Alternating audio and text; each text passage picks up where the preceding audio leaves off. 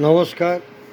পড়ছি রাশিয়ার সার্বিয়ান কবি মিলাঙ্কা বোয়েভিচ দস্কভিচের কবিতাটির অনুবাদ করেছেন বিশিষ্ট কবি, অনুবাদক, ম্যাগাজিন কবিতা বাংলার সম্পাদক সুধীর দাস।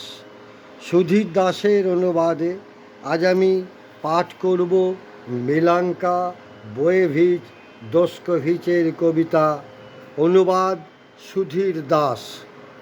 দুঃখের হাওয়া, থেমে যাও এবার। তুমি তো সব শুকনো পাতা উড়িয়ে নিয়ে গেছো। খালি পড়ে আছে পাপের পাথর। নগ্ন ডালের ফাঁকে শোনা যায় আর্তনাদ। দুঃখের হাওয়া, একটু থামো তো। কেউ যেন আমায় ডাকে, শুনি তার কণ্ঠ। একটি শুকনো পাতা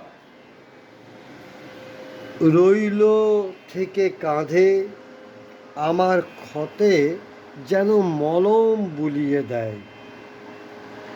দুঃখের হাওয়া উড়িয়ে নিয়ে গেলে অতীত, সঙ্গে করে নিয়ে গেলে সব বিষণ্ণতা।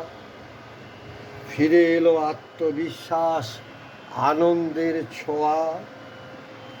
ভারী বোঝাটা গড়িয়ে পড়ল আমার দুয়ার থেকে।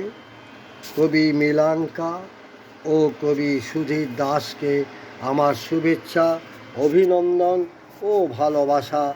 কবির জয় হোক, কবিতার জয়।